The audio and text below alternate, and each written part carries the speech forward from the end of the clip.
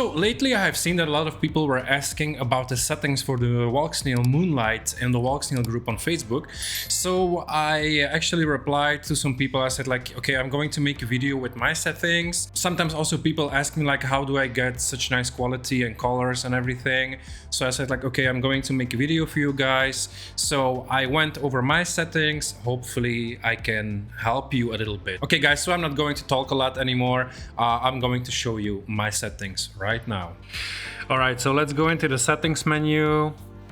Okay, I will explain you some stuff here. So if you go into the record settings, we have here 4K 60, 720p 60, 1080p 60, 2.7K 30, 2.7K 60, 4K 30. I mostly use 4K 60, so you can also slow it down a little bit. All right, so rack device, that is if you are recording only with the VTX or also with the goggles. So I have both, so I have also DVR.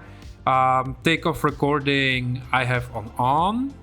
Rack loop, it means that the oldest file will be deleted and the new file will be recorded over that. So I have it on VRX, so it only happens in the goggles. Here you can format the SD card of the goggles. Here you can format the SD card of the Moonlight. The built-in EIS I have off because I don't think it doesn't work on 4K 60, but I always use gyroflow. So when this is off, then automatically there will be gyro data recorded. If it's on, you don't have any gyro data, so you cannot use gyroflow. Recording time is 10 minutes maximum. Recording format is H.264, so you cannot change it to H.265, but it doesn't matter. Color, you have standard, there is nothing else, there is no lock yet or flat or whatever. Saturation I have on 4 in the goggles, and sharpness I have on 3 in the goggles. This is just random, so it's up to you what you select there. Okay, then here, okay, switch on standard, okay. Here you can choose in what bitrate that you'll record. So 50 megabits is the most that you can record, so just put it on 50 megabits and you will have the best quality.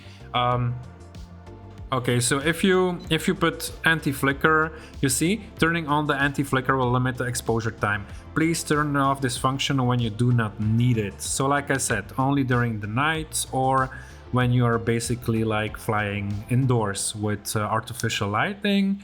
So if you go here now to camera, you can see that it's not possible to change the shutter. So it's always now 1/100. So keep that in mind if you have that. Otherwise, just keep it off. Only keep it on during the night. If you live in Europe, if you live in the US, you don't have to really care about this. Okay, so scene I have actually always on day. So yeah, I don't change this. I always keep it on day. EV actually on 0, but this only works when you have the shutter on auto. So basically, if you put shutter on auto like this, then you can change the EV, and that is actually like your exposure. So yeah, the higher that you put it, the more exposed that the image will be, but it will also, so maybe you can turn off, you can put ISO, you can put ISO on 100 and then it won't change the ISO, but you don't want that because otherwise it will be too dark. So if you put it on auto, you have it like this. All right. Saturation I have on 5, sharpness I have also on 5. That's like the middle, you know, like if you want to put it lower or higher, you can still do it. Maybe I would put sharpness a little bit lower personally for the next time when I'm recording. Let's put it on 3, so it's not that sharp, so it's a little bit if you can still add sharpness then in post-production, you know. Alright, white balance I have on 5500 Kelvin. If you go higher, it gets yellower. If you go lower, it gets bluer. So I have it on 5500 because it's like the middle ground, kinda. Rotate, nothing. Ratio 4:3, but this is only like if you look into it, yeah, you see that's only like what you see in the goggles, not what you're recording. So I don't actually get why it is here, but I have it on 4:3, so I have then a bigger aspect ratio, yeah, like this. And yeah, but actually I don't get it, because if you put it on 16:9, as you can see, 16:9, I have more of the corners, but I don't see more. Wait.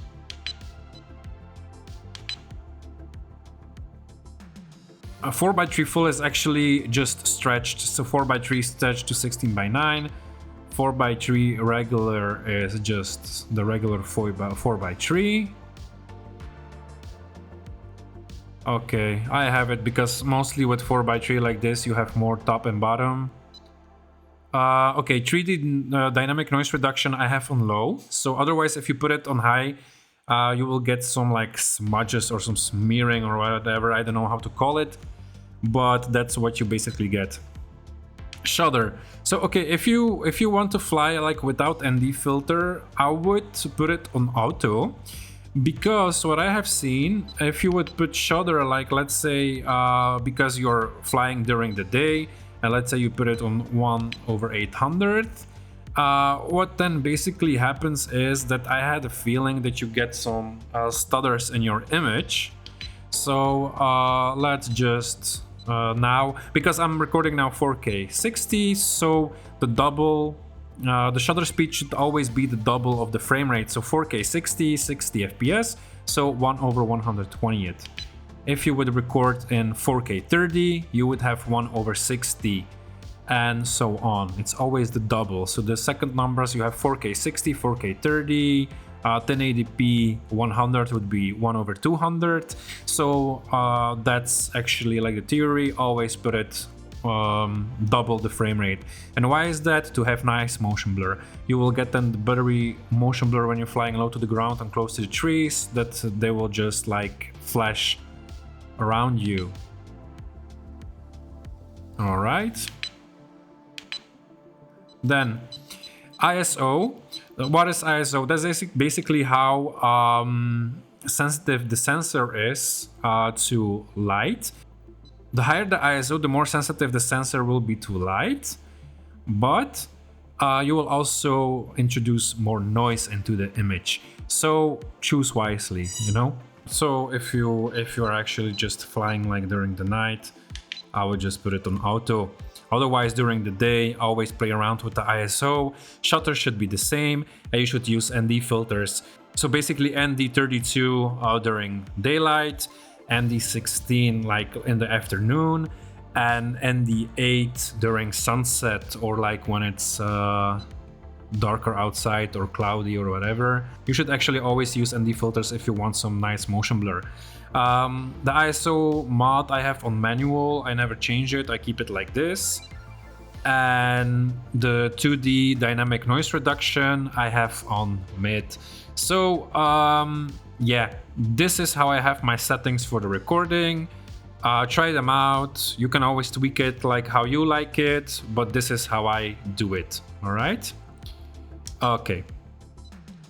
Now let's check this, like the transmitting power. I have it on 1200 milliwatts. Resolution I have on 1080p. If you put it on 720 and you mess around with the bitrate and the frame rate, you won't be able to record in 4K 60. So if you wouldn't have like 4K 60 and 4K 30 suddenly and only 1080p, then check these settings. So remember them: resolution 1080p, bitrate I have on standard, and frame rate I have also on standard.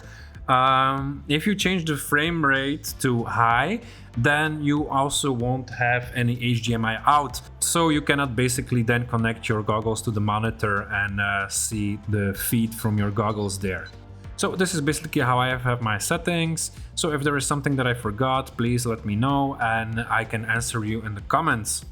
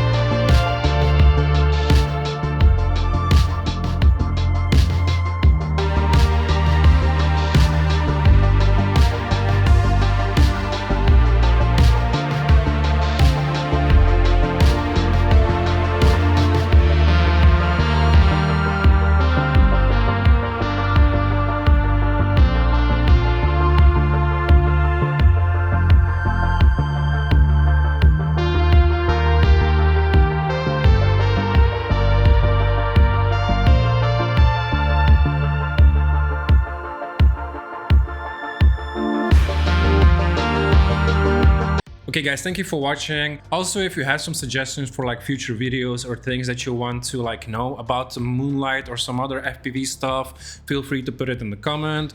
Give me a like, subscribe, it will help a lot so I can grow my channel and I will be motivated to make some new content. Alright guys, thank you. Have a nice day. Bye bye.